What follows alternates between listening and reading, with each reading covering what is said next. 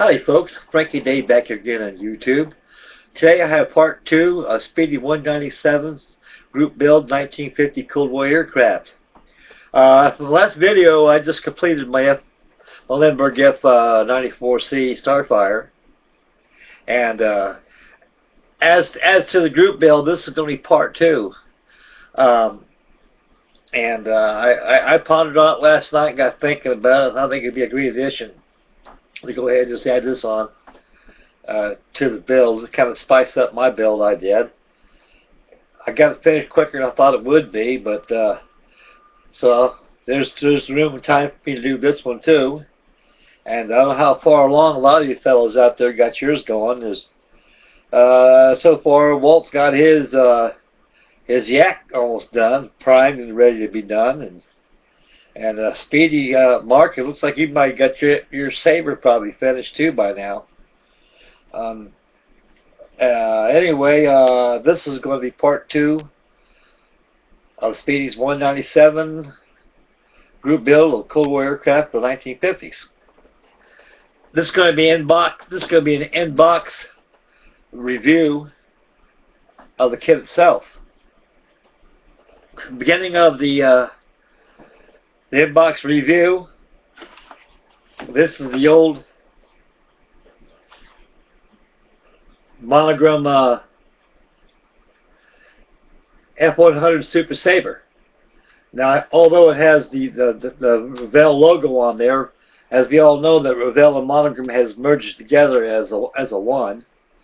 But this is the original. This is the molds and everything. This is all monogram right here. This came out back in the 1980s. I remember seeing it on the hobby shop shelves plenty of times. I was thinking about buying a couple of them years ago when they first came out, but so far I overshadowed it, so I decided to go on to something else. But anyway, to make a long story short, I got this about a year ago, added to my stash, so I think it's about a good time for me to go ahead and start building this thing. And what else could it be a lot better than to have another build onto the other one I just finished. Anyway, 1/48 scale. We'll get a little closer to the webcam. You can take a look at it. The decals comes with 2 sets of decals, a different stenciling on it. I elected to go ahead and do this one. I like the red and white stripes on it. It does add a little spice to the model itself. And we'll put the box cover over here aside so it won't be in the way. In the beginning, the instructions. It's like a pretty good sized booklet. And of course, like all instructions nowadays, they have symbols and guidelines and tips here and there. A little short history of the kit itself. On the back side of the instruction pamphlet gives you different markings of the decals if you elected to model this one, or you can go ahead and you can model this one too as well. And it gives you the color codes, the call outs of the paint colors, all aluminum. And the has a lot of ordnance on there. It's got bullpup missiles on there, SAMs on there, Sparrow missiles, no sidewinders. Gives you an option of what kind of ordnance you prefer, and that's that with the instructions. Right here inside this baggie is the canopy clear parts, gun sight, and also the landing light lenses are on there. The plastic part's not too hateful. You'll dip in the future a little bit to kind of preserve the luster. That can be done. And so far it looks pretty good, pretty well. The molding's well presented on the clear parts. And in the kit, the decal sheet here I'll remove the sticky back from it. As you can see, it gives you two different stenciling, two different models to build. You can build one with the stenciling up here, or this one here, which I elected to do. Decals are pretty good. I believe they are Revell decals. Typical Revell decals. They're good. They're real good. And on these sprues here, here's the wings. The moldings are very excellent. There's a little flash right here, as you can see. A little trim with the number 11 blade will resolve that problem. Right on here, this is where the leading edge, the slats are cemented to, and that's that there. And here's the ordnance right here. You have the auxiliary fuel tanks. You got your missiles, bombs.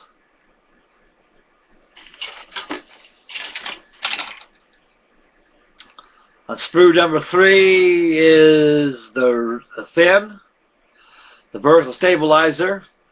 Even gave you a ladder too, which you can hang on the side of the cockpit and have the pilot board on it. A lot of internal parts are pretty well detailed. This is a pretty nice model. I never built one of these before.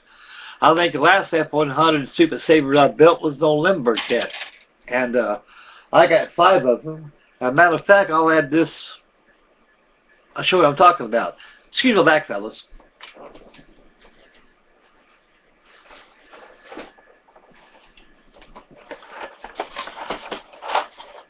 I've had this since the 1950s. I paid 69 cents for this. That's how much they are. This kit is old. It's pristine. It's brand new inside. I checked this kit with the monogram one, and it's right on scale. But this skin is another dinosaur kit. So I got about 5 of these. I got a whole bunch of these old Limburg kits I had many years ago that I bought back in the 1950s and 60s. I collected them, added to my stash. Someday I may do that. Someday I may not. Anyway, getting back to the build. On the last sprue here is the fuselage. It's very unique how the fuselage is joined. It's joined from bottom and top. Generally, the fuselages are joined by the sides. As you can see, this is the top section right here of the fuselage right here. And over here, closest to the video camera, is the bottom section. So, the bottom section and the top section, they go on like this. And, hey, wow. I didn't suspect that. You got 2 figures. You got a pilot and a ground maintenance personnel. And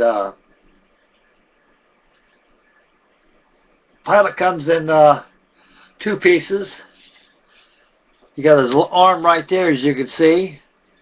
And there's the pilot right there. And also you got the ground personnel right there. I don't know what he's doing. He's probably giving directions for the taxiing.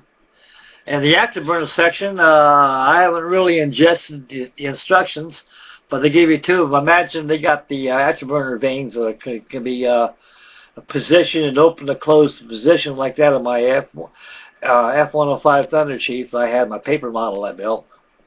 So I'm going to go ahead and add the vanes to that as an added detail. And that completes the sprues on the kit. It's very nice, detailed, well presented. The tires are excellent. The detail of this kit is very, very admirable. I can't see any flaws with it. Hard part is if I'm going to cover this with aluminum foil or go ahead and use aluminum plate. I might just go ahead and just use aluminum plate on this.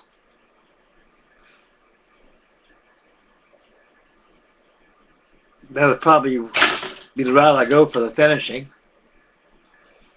I got some DuPont aluminum paint I can use. I had for many, many years. On the wing right there, the stenciling, it says Monogram models,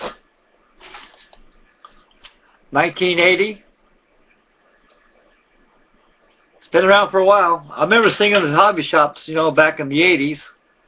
And never bought one until I bought this not too recently.